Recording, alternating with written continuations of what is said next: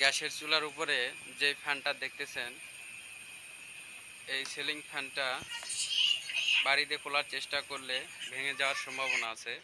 এই জন্যে গ্যাসের চুলা ব্যবহার করে ফ্যানটাতে হিট দিয়ে, আগুনের তাপ দিয়ে আমরা ফ্যানটা খোলার চেষ্টা করতেছি।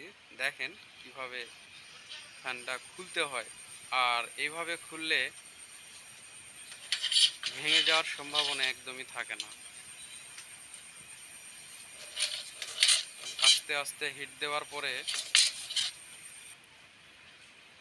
নিচের দিকে বাড়ি দিলে সহজেই খুলে যাবে। দেখেন একদম আস্তে করে খুলে গেল। এরপরে নিচেরটা আবার হিট দিব, অল্প তাপ দিয়ে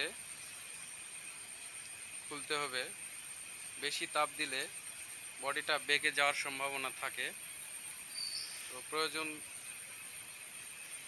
হিসাবে দিতে হবে। একটু দেখতে হবে, অনেক সময় এমনিতেই খুলে যায়, তো আর একটু হিট প্রয়োজন।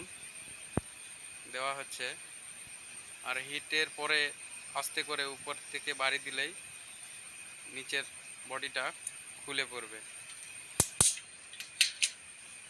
খুব সতর্কতার সাথে কাজটি করতে হয়, অন্যথায় বডিটা ভেঙে যাওয়ার বা নষ্ট হওয়ার সম্ভাবনা থাকে। ধন্যবাদ। ভিডিওটি ভালো লাগলে শেয়ার করুন।